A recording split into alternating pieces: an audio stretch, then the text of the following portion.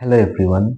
আজকে আমরা দেখব ক্লাস 9 এর লেসন 3 অটাম কবিতাটি, যেটা লিখেছেন জন Claire.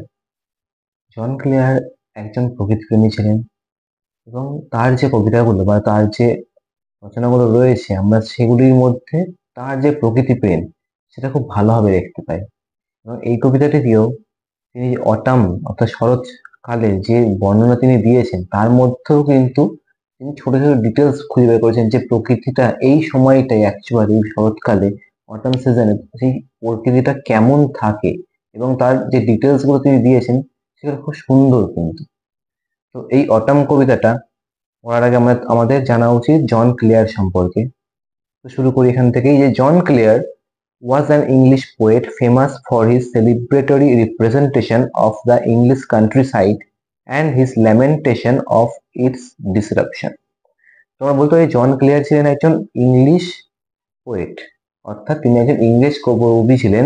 Famous for his celebratory representation of the English countryside, অর্থাৎ ইংলিশ কান্ট্রি সাইড বলতে বোঝা যাচ্ছে যে ইংল্যান্ডের, প্রাচীন ইংল্যান্ডের, কারণ তিনি তো বর্তমান সময়ে তিনি নন, তিনি জন্মেছিলেন 1793 সালে। তো সেই সময়কার, সেই সময় যে ইংল্যান্ডের কান্ট্রি সাইড ছিল, অর্থাৎ ইংল্যান্ডের যে গ্রামাঞ্চল বা ইংল্যান্ডের যে শহরের থেকে দূরে যে অঞ্চলগুলো ছিল সেই অঞ্চলগুলো তাকে বেশি আকৃষ্ট করতো আমরা বলতে পারি। অর্থাৎ যে তিনি যে অঞ্চলে বড় হয়েছিলেন বা তিনি যে অঞ্চলের মধ্যে সীমাবদ্ধ ছিলেন সেই অঞ্চলগুলোতে বা তার ইংলিশ যে কান্ট্রি সাইড গুলো ছিল সেই অঞ্চলগুলো তাকে খুবই মুগ্ধ করতো। এবং তার কবিতার মাধ্যমে তিনি এই ধরনের অঞ্চলগুলোর খুবই বিশিষ্টভাবে বর্ণনা করেছেন। তার কবিতায়, প্রতিটি কবিতাতেই তার এই ধরনের যে জিনিসগুলো সেলিব্রেটরি রিপ্রেজেন্টেশন বলতে আমরা বলতে পারি যে তিনি এই জিনিসগুলোকে বা এই কান্ট্রি সাইডটাকে তিনি কিভাবে উদযাপন করতে পারেন, কিভাবে তিনি লোকের মধ্যে আরো তার সৌন্দর্যটাকে তুলে ধরতে পারেন, সেই জিনিসটা তিনি কিন্তু এই কবিতার মাধ্যমে দেখিয়েছেন আমাদের। Some of his notable collections of poetry are First Love, Snowstorm, The Village Minstrel and Other Poems, etc. তার বিভিন্ন ধরনের যে আরো যে কবিতার সংকলনগুলো ছিল তার মধ্যে বিশেষ উল্লেখযোগ্য হচ্ছে first love, snowstorm, the village minstrel and other poems, এবং আরো বিশেষ কিছু পোয়েম তার ছিল। তো বলছে the following poem presents a plain picture of the mellow beauty of autumn in the countryside. বলছে the following poem, অর্থাৎ এই অটাম পোয়েমটিতে কি বর্ণনা করা হয়েছে যে a plain picture of the mellow beauty, অর্থাৎ তিনি যে কান্ট্রি সাইড গুলোর কথা তিনি তুলে ধরেছেন বিভিন্ন তার কবিতার মাধ্যমে, সেই কান্ট্রি সাইডের মধ্যে এটা একটা পড়ছে। এবং এই কান্ট্রি সাইডের যে সৌন্দর্য সেটার একটা পেন পিকচার তার এই কবিতার মাধ্যমে পাওয়া যাচ্ছে। অর্থাৎ পেন পিকচার মানে আমরা বলতে পারি যে তিনি কলমের মাধ্যমে যে দৃশ্যটা আমাদেরকে দেখাতে এবং ইমাজিন করাতে চেয়েছেন, আমরা এই জিনিসটাকে ইমাজিন করতে পারছি তার লেখাটা পড়ে, সেই কথাটাকে বলা হচ্ছে পেন পিকচার। অর্থাৎ তার কলমের দ্বারা তিনি একটা ছবির মতো যেন তার লেখার মাধ্যমে একটা ছবি যেন আমাদেরকে ইমাজিন করানোর চেষ্টা করছেন।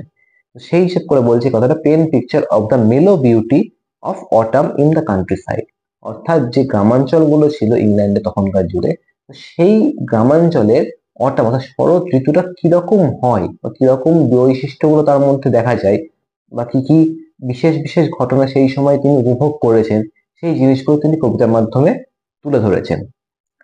As this season comes just before winter, it is characterized by falling leaves, bare branches and strong winds. যেহেতু এই সিজনটা বা এই ঋতুটা অটাম ঋতুটা আসে কার আগে, উইন্টারের আগে অর্থাৎ শীতের আগে, তো it is characterized by falling leaves, অর্থাৎ এই ঋতুটাকে অটামটাকে আমরা ক্যারেক্টারাইজ করতে পারি অর্থাৎ বৈশিষ্ট্যবান করতে পারি যে ফলিং লিভস, অর্থাৎ এই ঋতুরই একটা বৈশিষ্ট্য হচ্ছে ফলিং লিভস, অর্থাৎ এই ঋতুতেও কিন্তু বিশেষ কিছু পাতা, গাছের পাতা আমাকে ঝরতে দেখা যায়। এবং বেয়ার ব্রাঞ্চ অর্থাৎ গাছের পাতা ঝরে গেলে কি ডাল বা শাখা প্রশাখা গুলো কি বিভিন্ন ধরনের খালি হয়ে যাবে, সেই হিসেবে বলছে উন্মুক্ত বা বেয়ার ব্রাঞ্চেস দেখা যায় অ্যান্ড স্ট্রং উইন্ডস। এই ঋতুর একটা বিশেষত্ব হচ্ছে যে জোরালো বাতাস কিন্তু এই ঋতুর মধ্যে দিয়ে কি বয়ে যাচ্ছে। অর্থাৎ যেহেতু এর পরে আমাদের উইন্টারটা আসবে, সেহেতু উইন্টারের যে বিশেষ কিছু বৈশিষ্ট্য, যেমন উইন্টার আমরা দেখতে পাই এদিকেও, আমরা যদি বলি উইন্টার আমরা দেখতে পাই যে বিভিন্ন ধরনের গাছগুলো পাতাগুলো ঝরে যায়। তো সেই অর্থে উইন্টার আসার আগে যেহেতু অটামটা আসছে, সেহেতু অটামেও কিন্তু বিশেষ কিছু গাছে বা বিশেষ জায়গায় এই শুরুটা দেখা যায়, শীত যে শুরু হবে তার কিন্তু কিছুটা পূর্বাভাস এই অটামই কিন্তু যেন আগের থেকে দিয়ে দেয়।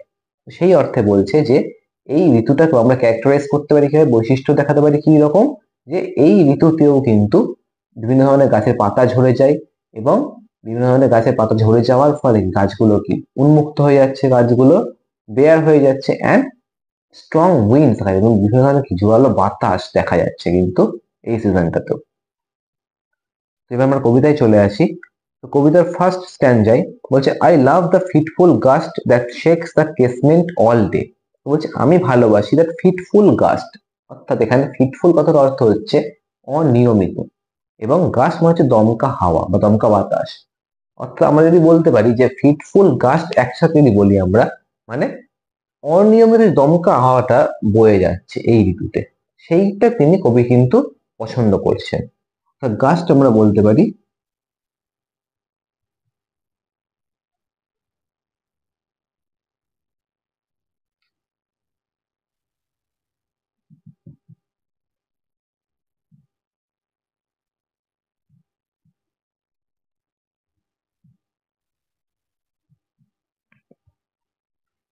বলছে I love the fitful gust that shakes the casement all day. তো বলছি যে আমি পছন্দ করি বা ভালোবাসি কোন জিনিসটাকে, এই যে ফিটফুল গাছ, যে অনিয়মিত, মানে বাতাসের আসার কোনো নিয়ম নেই, অর্থাৎ যখন খুশি, হয়তো কোনো যে কোনো সময় হতে পারে সেটা।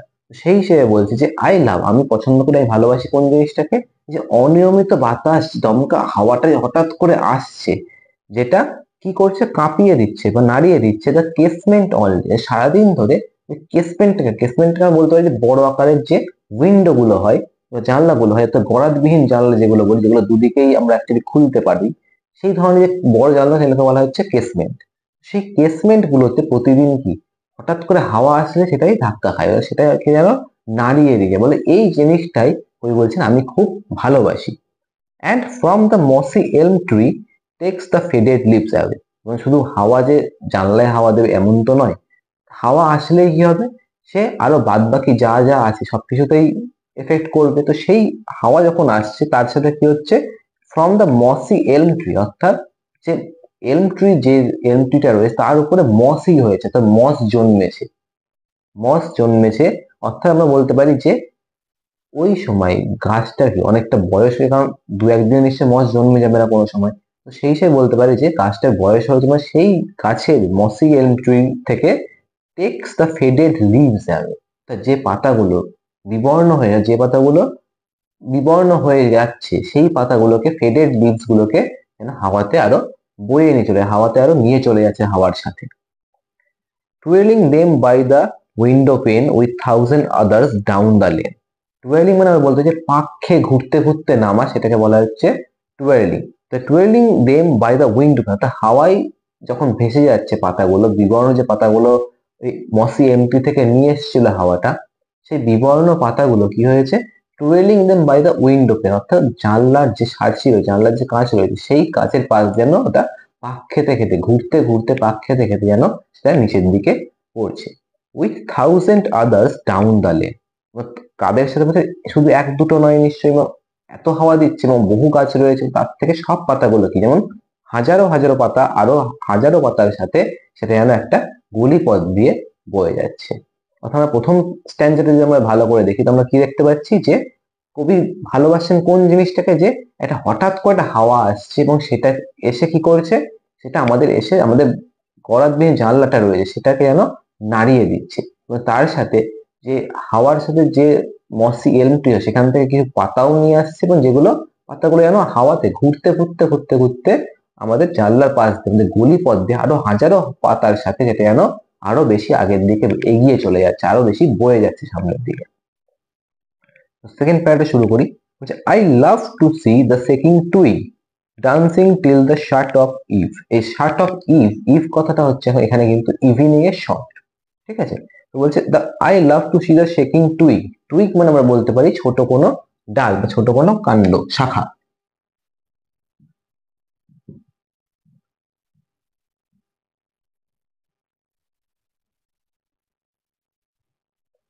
বলছে কি I love to see the shaking twig dance till the shut of eve, আমি এই জিনিসটাও ভালোবাসি, ছোট ছোট যে শাখাগুলো বা ডালগুলো রয়েছে গাছে, সেই পল্লবগুলো কি করছে, সেই পল্লবগুলো যেন ডান্স করছে, এগুলো হাওয়াতে যেন দুলছে, সেইটাকে তিনি বলছেন যে সেই পল্লবগুলো যেন ডান্স করছে অর্থাৎ নৃত্য করছে।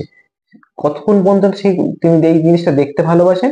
যতক্ষণ না পর্যন্ত শার্ট অফ ইভ আসে অর্থাৎ সন্ধে নেমে আসছে, সে ততক্ষণ পর্যন্ত এই জিনিসটা দেখতেই পছন্দ, মানে তিনি এই জিনিসটার প্রতি এতটাই ফ্যাসিনেটেড যে তিনি এই জিনিসটা না সারাক্ষণ দেখতেই পাবেন, যতক্ষণ এরকম ঘটনাটা ঘটবে তিনি যেন এই জিনিসটা দেখতে চাইছেন আরো বেশি করে। The sparrow on the cottage roof, whose chirp would make believe that spring was just now flirting by in summer's lap with flowers to light. তো বলছে কি, the Sparrow on the cottage rig. Cottage মানে আমরা বলতে পারি যে কোনো কুঁড়ে ঘর, তো কটেজ রিগ বলতে কুঁড়ে ঘরের যে কার্য, কুঁড়ে ঘরের যে চালের ধার থাকে যেখানে স্প্যারোরা চড়ুইরা বাসা বাঁধতে পারে, তো সেই জায়গাটা বলা হচ্ছে কি, যে সেই জায়গাতে বসে একটা sparrow, whose chirp would make believe, যার চার্প অর্থাৎ কিচিরমিচির যে আওয়াজটা স্প্যারোরা করে, সেই কিচিরমিচিরটাকে বলা হয় হচ্ছে চার্প। ওই চার্পটা কি করছে, উড মেক বিলিভ, এই আওয়াজটা, এই আওয়াজটা যেন আমাকে বিশ্বাস করাচ্ছে, আমাকে মনে করাচ্ছে যে spring was just now flirting by in summer's lap with flowers to light. কি মনে করাচ্ছে, যে স্প্রিং যেন ছলনা করছে আমার সাথে স্প্রিং যেন ছলনা করছে, কিরকম ভাবে, in summer's lap with flowers to light,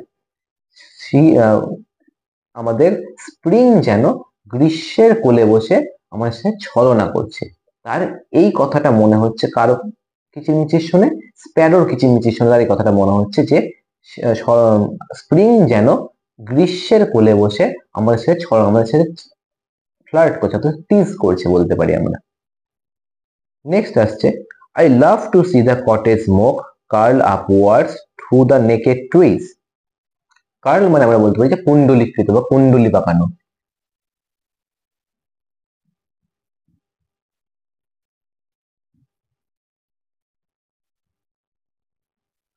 R naked মানে হচ্ছে নগ্ন।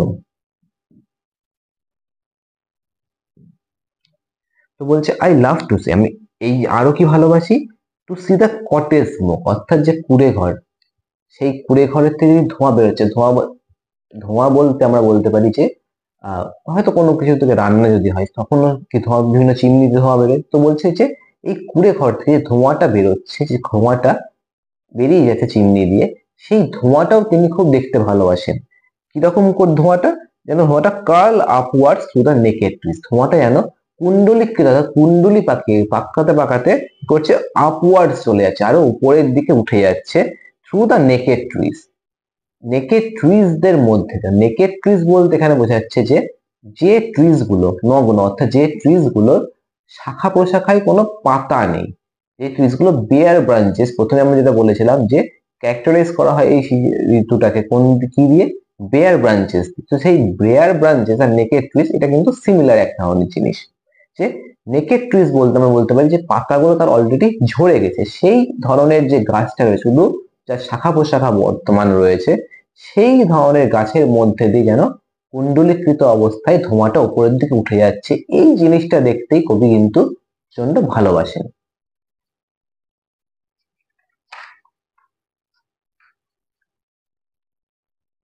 The pigeons nestled round the court on dull November days like this, the cock upon the dunghill crowing, the mill sails on the heath a going. তো বলছে এর সাথে আর তিনি কি ভালোবাসছেন, the pigeons nestled round the cote, cote মানে আমরা জানি যে বাসা, এবং নেসেলড মানে বলা যেতে পারে যে কোনো আরামদায়ক বসতি। বলছে দ্য পিজিয়ন্স অর্থাৎ আগে আমরা দেখলাম কি স্প্যারোর কথা বললেন তিনি, এবার তিনি বলছেন পিজিয়ন্স এর কথা অর্থাৎ পায়রার কথা।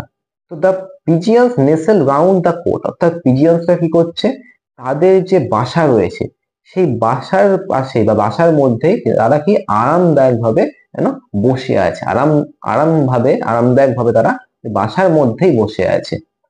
অন ডাল নভেম্বর ডেজ লাইক দিস অর্থাৎ এই নভেম্বরের মতো নিরস বা নভেম্বরের বিবর্ণ দিনে তারা যেন তাদের বাসার মধ্যে যেন বসে রয়েছে, অর্থাৎ তিনি বলতে চাইছেন যে এই ধরনের হালকা যখন শীত আসবো আসবো করছে এই রকম সময়টাই, অর্থাৎ নভেম্বর, শীতের আসার প্রায় শুরু হয়ে যাচ্ছে তখন থেকে।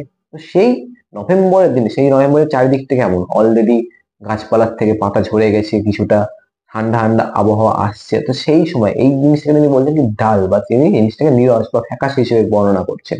বলছে এইরকম সময়ে পিজিয়ানসরা কি করছে, পিজিয়ানস অর্থাৎ পায়রারা, তারা যেন তাদের কোটের আশেপাশে, মানে তাদের বাসার আশেপাশে তারা যেন আরামদায়ক ভাবে, মানে তারা যেন নিজেদেরকে গরম রাখার জন্য আরো বেশি ভালোভাবে একটা সুন্দরভাবে তারা যেন বসতি স্থাপন করে, তারা যেন বসে আছে একটা ভালো সুন্দর করে। এর সাথে কি হচ্ছে, দ্য কক আপন দ্য ডাং হিল ক্রোয়িং, অর্থাৎ কক মানে আমরা জানি যে মোরগ, মোরগটি কি করছে, আপন দ্য ডাং হিল ক্রোয়িং, তারা যেন একটা গোবরের স্তূপের উপর উঠে যেন ক্রোয়িং করছে, তা ডাকছে। The mill sails on the heath a going, the mill, mill বলতে এখানে আমরা বলতে পারি বায়ুকল, আমাদের যে বায়ুকল দেখা যায় অনেক বড় আকারের, তো সেই বায়ুকলগুলো সেল করছে, অর্থাৎ বায়ুকলগুলো হাওয়ার জন্য আরো বেশি কি ঘুরছে বলতে পারি। তো the mill sails on the heath, heath মানে আমরা বলতে পারি কোনো পতিত জমি।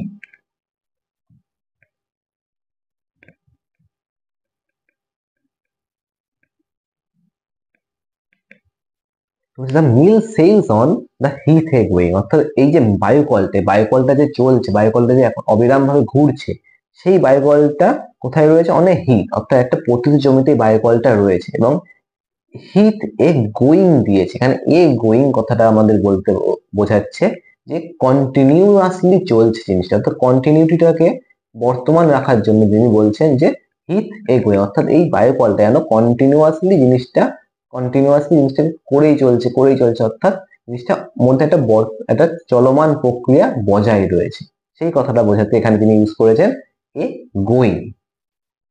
The feather from the raven's breast falls on the stubble leaf. The feather from the raven's breast, অর্থাৎ raven বলতে আমরা জানি দ্বার কাক, তো দ্বার কাকের বুকের থেকে একটা পালক, একটা ফেদার, সেটা কি হচ্ছে, falls on the stubble leaf, এটা খসে পড়ছে, কোথায় পড়ছে, on the stubble leaf। Stable বলতে আমরা বলি যে যেখানে কোনো ফসল, আমরা যদি মাঠে কোনো ফসল চাষ করা যায়, ফসল কাটার পর তার গোড়ার কিছু অংশটা পড়ে থাকে, ওই গোড়ার যে অংশটা বলা হয় ওই অংশটাকে বলা হচ্ছে স্টাবেল। অর্থাৎ ওই যে স্টাবেলটা রয়েছে, ওই স্টাবেলটা, অর্থাৎ স্টাবেল লি বলতে আমরা বলি যে কোনো জলাভূমি বা কোনো তৃণভূমি বলতে পারি, ঘাসের জমি। সেই রকম ভাবে বলছে যে falls on the feather from the raven's breast falls on the stubble lea, অর্থাৎ এই যে দ্বারকাকের বুকের থেকে যে পালকটা খসে পড়ছে, সেটা কোথায় পড়ছে, সেটা পড়ছে একটা তৃণভূমি অঞ্চল, তার মধ্যে যে স্টাবেল গুলো রয়েছে, তার মধ্যে যে বিভিন্ন ধরনের জমি চাষ হওয়ার পর যে ধানের গোড়াগুলো পড়ে থাকে, যে গোড়ার অংশগুলো পড়ে থাকে বিভিন্ন ধরনের উদ্ভিদে, সেই ওই অঞ্চলের উপর এই দ্বারকাকের পালকটা যেন গিয়ে পড়ছে।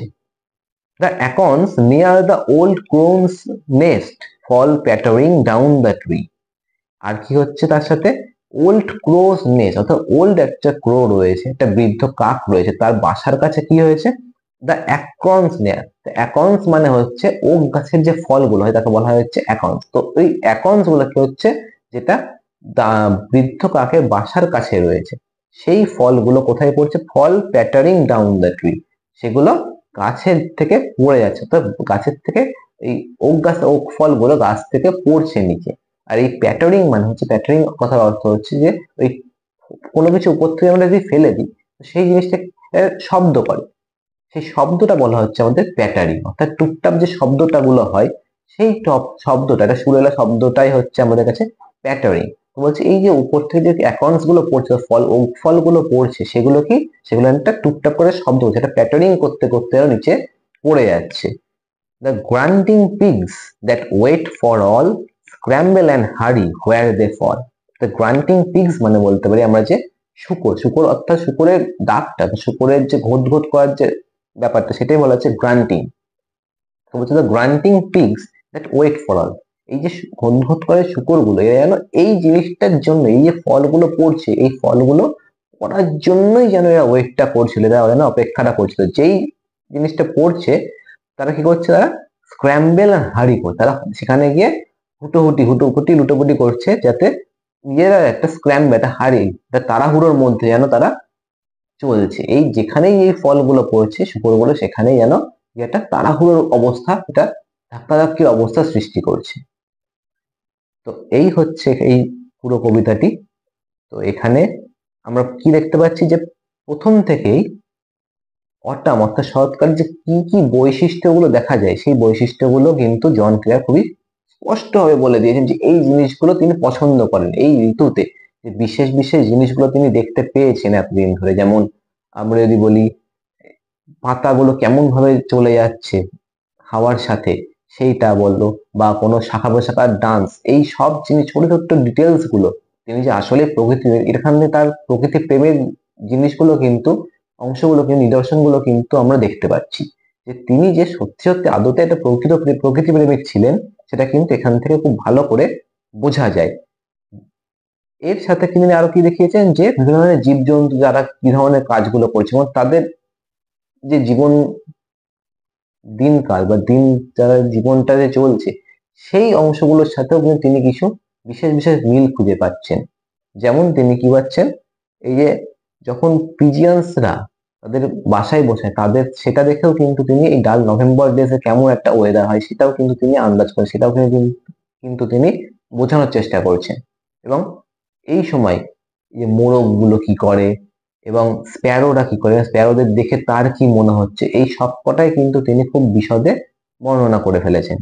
এবং লাস্টে এসছে যখন যে শূকর গুলো কি করছে এবং যে র্যাভেন্স অর্থাৎ দ্বারকা, এই জিনিসগুলো কিন্তু তিনি প্রত্যেকটা কিন্তু দিক তিনি তুলে ধরার চেষ্টা করেছেন এখানে। তো এরই সাথে আমাদের এই কবিতাটা লাইন বাই লাইন মিনিং আমাদের এখানে শেষ। এবার আমরা এক্সারসাইজে চলে আসি। ফার্স্ট এক্সারসাইজ আমরা পাচ্ছি tick the correct answer from the given alternatives, অর্থাৎ এই অল্টারনেটিভ থেকে সঠিক উত্তরটা আমাদের বেছে নিয়ে লিখতে হবে। তো first question, all through the day the fitful gust shakes the, অর্থাৎ সারা দিন ধরে, অল থ্রু দ্য ডে পুরো দিনের মধ্যে দিয়ে কি হচ্ছে, the fitful gust shakes the, অর্থাৎ ফিটফুল গাস্ট অর্থাৎ এই দমকা যে হাওয়াটা, অনিয়মিত যে হাওয়াটা রয়েছে সেটা কি করছে, সেটা কোন জিনিসটাকে আমাদের কাঁপিয়ে দিচ্ছে বা কোন জিনিসটাকে আমাদের আঘাত করছে, আমাদের কেসমেন্টটাকে আঘাত করছে, অর্থাৎ আমাদের গলার বিহে জানলাটা, সেই জানলাটাতে আমাদের আঘাত করছে। এখানে অপশন সি হয়ে যাবে সঠিক উত্তর। Second question, the poet loves to see the shaking twig dance till the, অর্থাৎ পোয়েট পছন্দ ভালোবাসছেন কোন জিনিসটা দেখতে, শেকিং টুইগ, যে এই ডাল ছোট ছোট যে পল্লব গুলো সেই পল্লবদের নৃত্য দেখতে পছন্দ করছেন কতক্ষণ পর্যন্ত, যতক্ষণ সন্ধে শেষ হয়ে যাচ্ছে ততক্ষণ পর্যন্ত কিন্তু তিনি এটা দেখতে ভালোবাসেন তিনি। তো option D shut of eve এটার কিন্তু সঠিক উত্তর হয়ে যাচ্ছে। তো third question, the sparrow sat on the, sparrow অর্থাৎ চড়ুই পাখিটা কোথায় বসে আছে, চড়ুই পাখিটা বসে আমরা প্রথমেই পড়েছি যে কটেজ রিগ, অর্থাৎ অপশন এ কটেজ রিগ, অর্থাৎ কুড়ে ঘরে যে কার্নিশ রয়েছে সেখানে কিন্তু তারা স্প্যারোটা বসে আছিল। Fourth question, the pigeons nestle round the, পিজিয়ন্সরা যে একটা বসতি গঠন করে একটা আরামদায়ক বসবাস করছে সেটা কোথায় করছে, তাদের কোটেরা, তাদের যে বাসা রয়েছে সেই বাসার রাউন্ডে করছে, বাসার পাশে করছে কিন্তু তারা, অর্থাৎ অপশন বি 4 নম্বর কোশ্চেনের কিন্তু সঠিক উত্তর। 5 নম্বর question, the cock was crowing upon the, আচ্ছা এই কক অর্থাৎ মোরগটি কি করছে, মোরগটি একটা গোবরের স্তূপের উপর উঠে কি করছে, একটা ডাক দিচ্ছিল। তো এখানে কিন্তু অপশন এ ডাং, তো গোবরের স্তূপ, এই ওয়ার্ডটাই হয়ে যাচ্ছে আমাদের সঠিক উত্তর। Question number 6, the granting pigs, অর্থাৎ যে ঘোট করছে শুকরগুলো, সেই কুকুরগুলো কি করছিল, শুকরগুলো যেন যেখানেই ওই অ্যাকাউন্টস গুলো পড়ছিল সেখানে কিন্তু গিয়ে তারা কিন্তু ওখানে একটা তাড়াহুড়ো একটা ধাক্কাধাক্কির পরিবেশ কিন্তু সৃষ্টি করে দিয়েছিল। তো সেইখানে অপশন সি স্ক্র্যাম্বল অ্যান্ড হারি, এইটাই হয়ে যাচ্ছে আমাদের কাছে সঠিক উত্তর। এরপর আমরা চলে আসি এক্সারসাইজ 2 তে।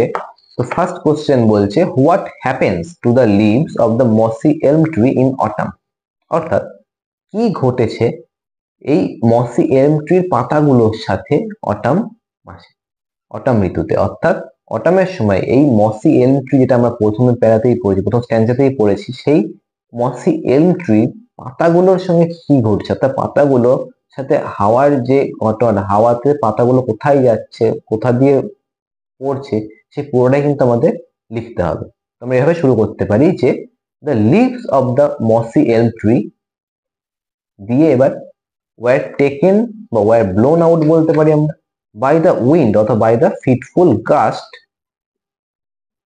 That shakes the casement all day and from the mossy elm tree ওটা কি করছে twirling them by the window pane with thousand others down the lane. অর্থাৎ আমরা এখান থেকে শুরু করি যদি যে in autumn the leaves of the mossy elm tree were taken away অর্থাৎ ওয়ার ব্লোন অ্যাওয়ে বলতে পারি আমরা and twirling them by the window pane অর্থাৎ হাওয়ার দ্বারা তারা সেগুলো কি আরো বেশি দূরে চলে গিয়ে তারা কি করছে পাক খেতে খেতে নামছে কোথা দিয়ে পাক খেতে খেতে নামছে আমাদের জানলার সার্সির পাশ দিয়ে with thousand others down the lane এবং আরো হাজারো পাতার সাথে তারা যেন এই লেন যত গলি দিয়ে তারা যেন বয়ে চলে যাচ্ছে হাওয়ার সাথে। এটাই কিন্তু আমাদের তাহলে গুছিয়ে লিখতে হবে।